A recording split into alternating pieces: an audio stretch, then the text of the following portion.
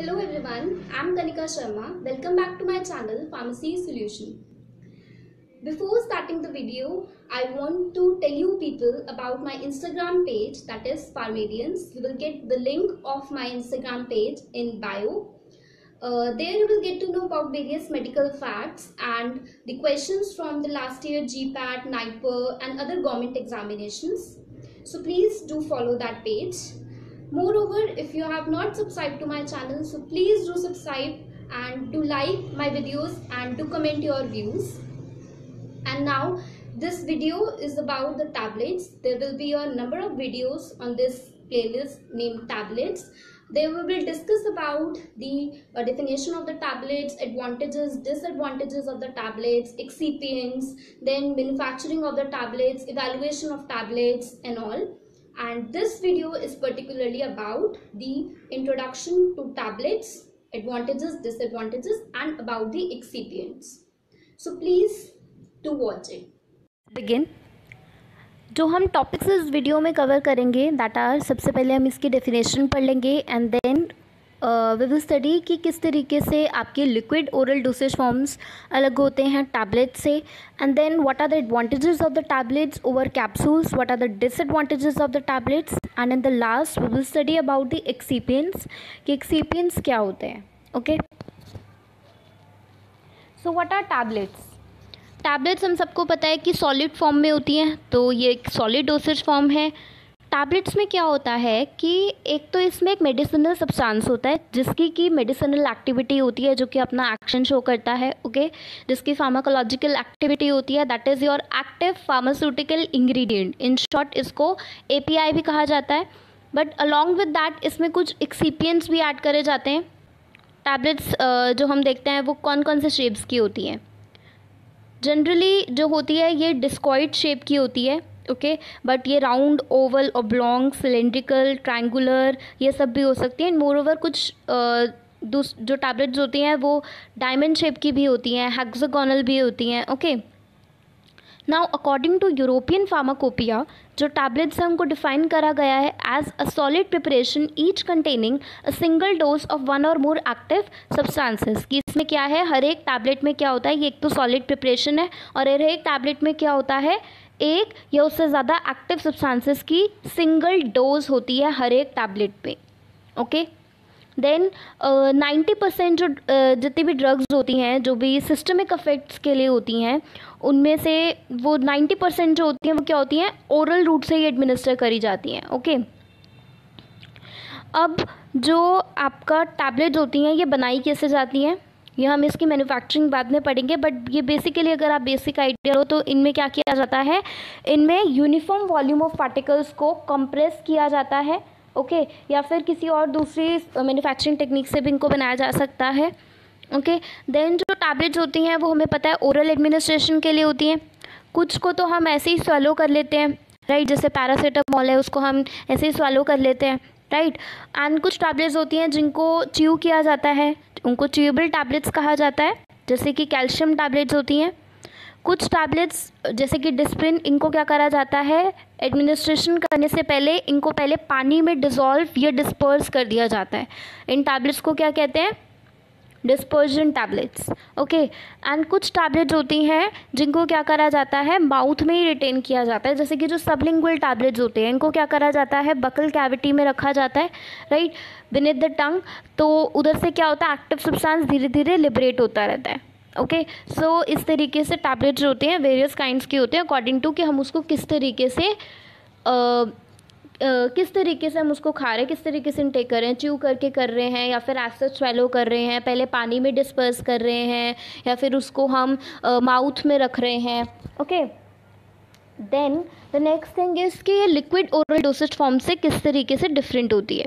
तो जो टैबलेट्स होती हैं वो क्या होती हैं, यूनिट डोसेज फॉर्म होती है. So what is the meaning of the unit dosage form here. Unit dosage form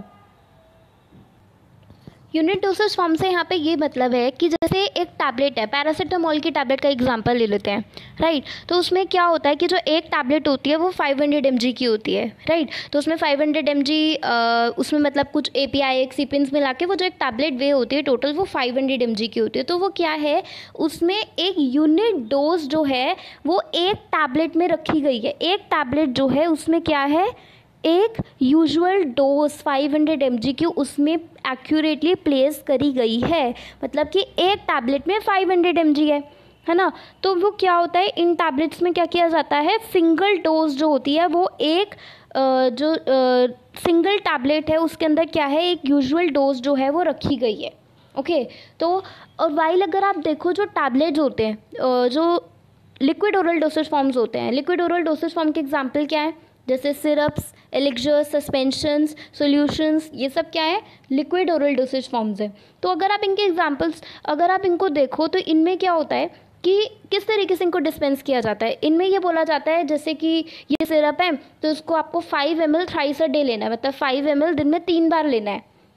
तो क्या होता है कि इसमें जो एक डोज है आपकी वो क्या है 5 to 30 ml में आती है, डिपेंडिंग अपॉन कि वो किस तरीके से उस ड्रग की डोसेज है। जैसे कि अगर कोई सिरप ऐसा है जिसको आपको दिन में 3 बार पीना है 10 ml, राइट, तो उसकी डोज ऐसी है। तो बेसिकली 5 to 30 ml में एक डोज होती है। अगर हम देखें एक एवरेज तो हर ड्रग को अबाउट जो ये आपके सिरप्स होते हैं इनको क्या होता है 5 to 30 ml में आपकी क्या होती है, एक डोज होती है मेडिकेशन की। वाइल टैबलेट में क्या होता है कि आपको क्या करना है, एक टैबलेट है तो अगर आपको ये पैरासीटामोल थ्राइस अ डे लेनी है तो ये आपको एक टैबलेट में 500 mg है।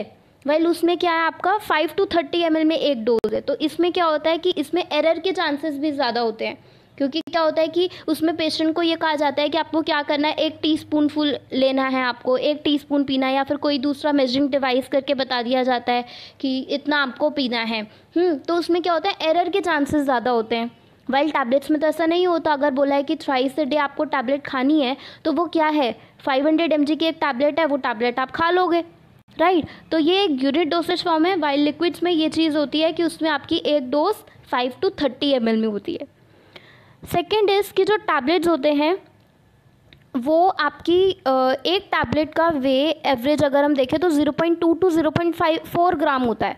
ओके, तो इसको ये कम एक्सपेंसिव होता है टू शिप टू ट्रांसपोर्ट, इसको कम एक्सपेंसिव होता है as compare to the liquid dosage forms, liquid oral dosage forms, जिसमें क्या होता है कि एक डोज का वे 5 ग्राम होता है।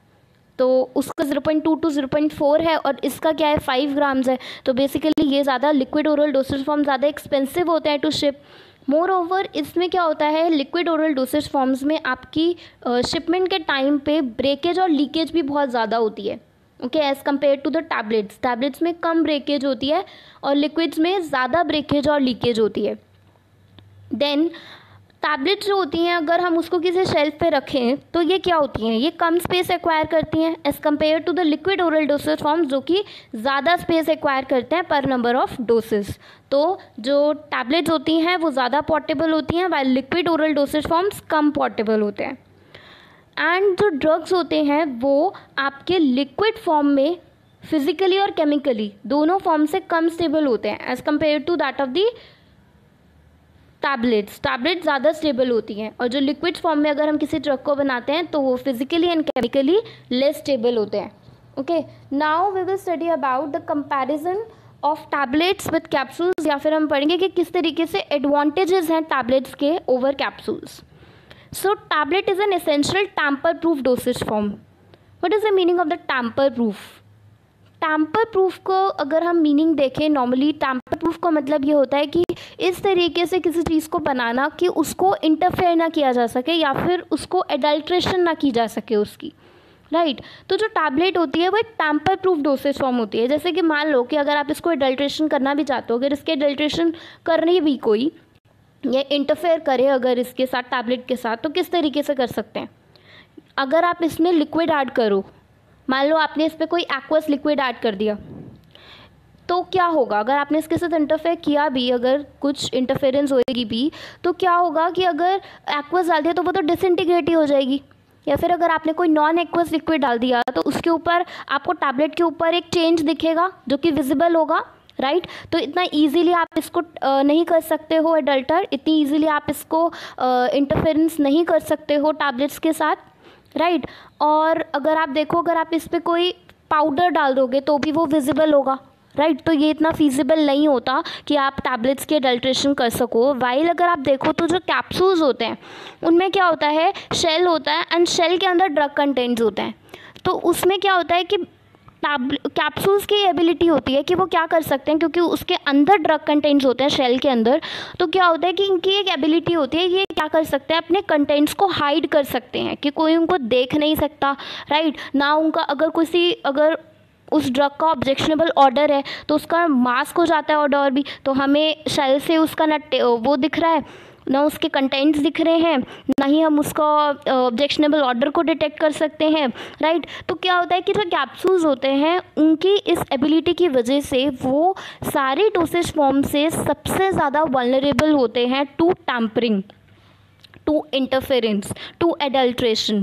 कैप्सूल्स क्या होते हैं, सबसे ज़्यादा वल्नरेबल होते हैं to tampering of all the dosage forms, while tablets के केस में ये इतना फीजिबल नहीं होता कि आप एडल्ट्रेशन कर सको। बहुत ही कम देखने को मिलता है टैबलेट्स के केस में एडल्ट्रेशन या इंटरफेरेंस। तो ये क्या है, टैम्पर प्रूफ डोसेज फॉर्म है। मोर ओवर जो कैप्सूल्स होते हैं इनकी कॉस्ट बहुत ज़्यादा होती है as compare to the tablets, okay. क्यों इसकी हाई होती है, क्योंकि देखो जो कैप्सूल्स होते हैं बेसिकली वो सॉफ्ट और हार्ड जेलेटिन कैप्सूल्स होते हैं, दो टाइप्स के होते हैं। अगर चाहे सॉफ्ट हो चाहे हार्ड हो, उसमें जेलेटिन की ज़रूरत तो होती है, क्योंकि जो जेलेटिन है उसी का ही तो शेल होता है ना। तो इसमें इसको एक कैप्सूल शेल की ज़रूरत होगी। अब क्योंकि इस कैप्सूल्स में क्या होते हैं, ड्रग कंटेंट्स को शेल के अंदर रखा जाता है, तो क्या होता है, वो जो शेल होता है उसकी कॉस्ट भी बहुत ज़्यादा होती है, राइट। ये जो शेल है इसकी कॉस्ट भी बहुत ज़्यादा हाई होती है। इसकी वजह से क्या होता है, कैप्सूल्स जो होते हैं वो हायर कॉस्ट के होते हैं then the tablets. Moreover जो कैप्सूल्स होते हैं, क्योंकि हमें उसके अंदर शेल के अंदर क्या करना है, ड्रग को फिल करना है, राइट। तो इसकी कुछ फिलिंग कॉस्ट भी होती होगी, उसमें मशीन्स लगेंगी फिलिंग के लिए। तो क्या होगा कि इसकी फिलिंग कॉस्ट भी होती है, एंड जो इसकी फिलिंग कॉस्ट होती है कैप्सूल्स की, वो टैबलेट की जो टोटल कॉस्ट होती है प्रोडक्शन के टैबलेट की, उससे ज़्यादा इसकी फिलिंग कॉस्ट होती है, ओके। सो ये भी एक डिसएडवांटेज है कैप्सूल्स का, और एडवांटेज है टैबलेट्स का ओवर कैप्सूल्स कह सकते हैं कि ये क्या होता है, कम कॉस्ट के होता है देन दी कैप्सूल्स। देन डिसएडवांटेजेस क्या होते हैं टैबलेट्स के। कुछ ड्रग्स, देखो मैंने जैसे पहले बताया कि जो टैबलेट्स होते हैं वो या तो कंप्रेशन से बनते हैं या मोल्डिंग से बनते हैं, राइट। तो ये हम बाद में डिस्कस करेंगे किस तरीके से बनते हैं। तो अगर कोई ड्रग जो है वो क्या है, वो कंप्रेशन रेजिस्ट करती है, मतलब कि उसको मान लो कि वो इस तरीके की है, उसका डेंसिटी बहुत कम है, या फिर वो एमोफस नेचर की कोई ड्रग है, तो वो क्या करेगी, वो कंप्रेस नहीं होगी, वो रेजिस्ट करेगी कंप्रेशन को, राइट। क्योंकि हमें क्या करना होता है, पहले तो उसको कॉम्पैक्ट्स बनाने होते हैं, उसको क्या करना होता है, कंप्रेशन करनी होती है ताकि कुछ हमारे कॉम्पैक्ट्स बन जाए। तो अगर वो एमोफस नेचर की है, लो डेंसिटी कैरेक्टर की है, तो वो क्या होगी, कंप्रेशन नहीं होगी उसकी ईजिली, तो वो क्या करेगी, उन ड्रग्स को आप टैबलेट फॉर्म में बनाना बहुत ही मुश्किल हो जाता है, ओके। एंड कुछ ड्रग्स जिनकी वेटिंग प्रॉपर्टी अच्छी नहीं है, जिनकी डिसोल्यूशन प्रॉपर्टी अच्छी नहीं है, क्योंकि अगर उनकी वेटिंग ही नहीं होगी, अगर उनकी डिसोल्यूशन ही प्रॉपर नहीं होगी, तो क्या होगा, उनको हम बहुत मुश्किल होता है उनको एक ऐसी टैबलेट में फॉर्मुलेट करना, बहुत डिफ़िकल्ट है उनको टू फॉर्मुलेट एक ऐसी टैबलेट बनाना जो कि क्या करे, एक फुल ड्रग बायोअवेलेबिलिटी प्रोवाइड करे, ओके। तो ये भी एक डिसएडवांटेज है टैबलेट्स का कि उन ड्रग्स को जिनकी पुअर वेटिंग है या फिर स्लो डिसोल्यूशन प्रॉपर्टीज़ हैं, उनको फॉर्मुलेट करना बहुत मुश्किल होता है in the form of tablets. Then कुछ ड्रग्स जिनकी हाई फर्स्ट पास मेटाबॉलिज्म होता है, मतलब कि जैसे if you know about first pass metabolism की पोर्टल सर्कुलेशन में जाके वो डिग्रेड हो जाती है ड्रग। तो क्या होता है कि जिन ड्रग्स का फर्स्ट पास मेटाबॉलिज्म बहुत ज़्यादा है, तो उनको टैबलेट्स की फॉर्म में, ओरल डोसेज फॉर्म में देना सही नहीं रहता, क्योंकि वो डिग्रेड ही हो जाएंगी, right. Example is morphine. Then कुछ ड्रग्स जो कि बिटर टेस्टिंग ड्रग्स होती हैं, राइट, या फिर bitter testing drugs like chloramphenicol, okay. या ड्रग जिसका ऑब्जेक्शनेबल ऑर्डर है, अगर वो उसका ऑब्जेक्शनेबल ऑर्डर है तो क्या आप उसको टैबलेट के फॉर्म में खा सकते हो, नहीं खाओगे। अगर किसी ड्रग का बिटर टेस्ट है तो उसको भी नहीं खाओगे। अगर कोई ड्रग ऐसी है जो कि क्या है, अगर वो एटमॉस्फेरिक मॉइस्चर की प्रेजेंस में आएगी या फिर ऑक्सीजन की प्रेजेंस में आएगी तो वो डिग्रेड हो जाएगी, अगर कोई ऐसी ड्रग है। तो इन ड्रग्स के लिए हमें क्या करना पड़ता है, अगर हमें इनको टैबलेट्स के फॉर्म में बनाना है तो हमें इनके ऊपर कुछ कोटिंग करनी पड़ती है या इनकैप्सुलेशन करना पड़ता है। बट इन ड्रग्स के लिए अगर आप देखो तो जो कैप्सूल है वो क्या होता है, वो एक बेस्ट और लोएस्ट कोस्ट का अप्रोच है। अगर हमें एसिड कोई ड्रग है, क्योंकि कैप्सूल क्या है, कैप्सूल में तो जो आपके शेल है उसके अंदर ड्रग कंटेंट्स आ जाएंगे, तो उसका अगर कोई बिटर टेस्ट होगा वो भी मास्क हो जाएगा, अगर कोई उसका ऑब्जेक्शनेबल ओडोर होगा वो भी मास्क हो जाएगा। मोरओवर अगर उसमें कोई अगर वो सेंसिटिव है टू ऑक्सीजन तो भी वो डिग्रेड नहीं होगी कैप्सूल में, राइट। तो इसके लिए इन ड्रग्स के लिए जो इस तरीके की ड्रग्स होती हैं इनमें जो कैप्सूल्स होते हैं वो बेस्ट और लोएस्ट कॉस्ट अप्रोच होते हैं। वाइल इसके बाद आपके नेक्स्ट पॉइंट इस कि जो ड्रग्स होते हैं जो कि लोकल इरिटेशन कॉज करते हैं उनको भी हम टैबलेट्स की फॉर्म में नहीं दे सकते। ओके, जैसे कि एस्पिरिन, वो क्या करता है, गैस्ट्रिक इरिटेशन कॉज करता है। Then the next thing is excipients. जैसे कि मैंने आपको पहले स्टार्टिंग ऑफ द वीडियो में बताया कि जो टैबलेट्स होते हैं उनमें क्या होता है, एक तो मेडिसिनल सब्सटेंस होता है जिसकी फार्माकोलॉजिकल एक्शन होता है, जैसे कि आपका जिसको आप API कहते हैं, एक्टिव फार्मास्यूटिकल इंग्रेडिएंट। उसके साथ में कुछ इनर्ट मटेरियल्स भी ऐड करे जाते हैं और इन इनर्ट मटेरियल्स को एक्सीपिएंट्स कहा जाता है। क्या कहा जाता है, एक्सीपिएंट्स या फिर एडिटिव्स कहा जाता है। अब इन एक्सीपिएंट्स का हमारी जो टैबलेट बनेगी उसमें जो उसकी फॉर्मुलेशन, जो उसका फिनिश प्रोडक्ट जो हमें लास्ट में मिलेगा उसमें उसके वैरायटी ऑफ रोल्स होते हैं कि ये एक्सीपिएंट जो है ये काम करेगा, ये एक्सीपिएंट ये काम करेगा। तो उसके अकॉर्डिंगली हमने क्या करा, फॉर आवर कन्वीनियंस हमने इनको 2 ग्रुप्स में डिवाइड करा एक्सीपिएंट्स को, first group and second group. जो फर्स्ट ग्रुप है उसमें वो एक्सीपिएंट्स आते हैं जो कि क्या करेंगे, आपकी प्रोसेसिंग में और उसकी कंप्रेशन कैरेक्टरिस्टिक्स में हेल्प करेंगे। मतलब कि उस फॉर्मुलेशन को आपकी जो उसकी कंप्रेशन है या जो उसकी फॉर्मुलेशन है, जो उसकी प्रोसेसिंग है उसमें हेल्प करते हैं। तो ये कौन से एक्सीपिएंट्स होते हैं जो कि इसमें हेल्प करते हैं, diluents, lubricants, binders and glidants. Okay, while जो आपका सेकेंड ग्रुप है उसमें वो एक्सीपिएंट्स आते हैं जो कि क्या करेंगे, उस टैबलेट को additional desirable physical characteristics provide करेंगे, राइट। तो वो क्या करेंगे, उसको फिजिकल कैरेक्टरिस्टिक्स प्रोवाइड करते हैं, जैसे कि आपके कलरिंग एजेंट्स होते हैं, सर्फेक्टेंट्स होते हैं और डिसइंटीग्रेंट्स होते हैं। ये क्या करते हैं, उसको additional desirable physical characteristics provide करते हैं। च्यूबल टैबलेट्स में जैसे कि flavouring and sweetening agents add कर दिए जाते हैं, right. Now in case of controlled release tablets, what are the controlled release tablets? Controlled release tablets वो टैबलेट्स होते हैं जिनको इस तरीके से फॉर्मुलेट किया जाता है कि वो क्या करें, ड्रग जो है उसमें से, जैसे एक टैबलेट है कंट्रोल्ड रिलीज टैबलेट, तो उसको इस तरीके से फॉर्मुलेट किया जाता है कि उसमें से जो ड्रग है वो धीरे धीरे, या फिर कह सकते हो कि वो आपका प्रोलॉन्ग टाइम तक धीरे धीरे रिलीज़ हो ताकि वो ज़्यादा टाइम तक हो, राइट। तो इसमें से क्या होता है कि ड्रग का release slowly over a prolong period of time होता है। तो इन ड्रग्स को हम कंट्रोल्ड रिलीज़, प्रोलॉन्ग्ड रिलीज़ या फिर सस्टेन्ड डोसेज फॉर्म्स भी कहते हैं।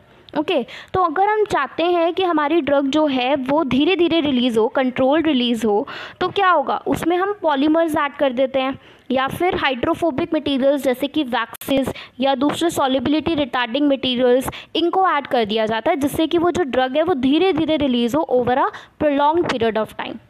एंड कुछ ड्रग्स में एंटीऑक्सीडेंट्स ऐड कर दिए जाते हैं या दूसरे मटेरियल्स उनकी स्टेबिलिटी या शेल्फ लाइफ को इम्प्रूव करने के लिए, and these are also in the second group.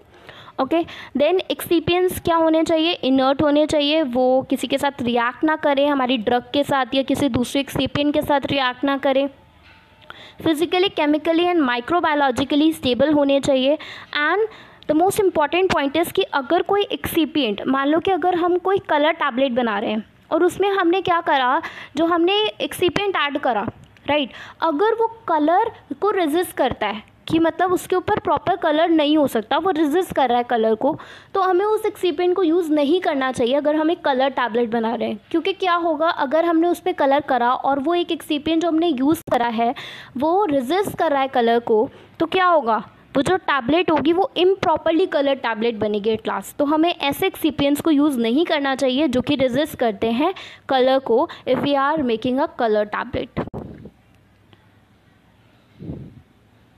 So this is just about the introduction to tablets. What are tablets? What are its advantages over capsules? What are its disadvantages? What is its comparison with the liquid oral dosage forms? And a brief introduction to excipients. And now I will make one video each for each type of diluent, each type of excipient, and we will discuss about each excipient in detail in the upcoming videos. So please stay tuned to the channel, do like my videos and do comment your views. Thank you very much.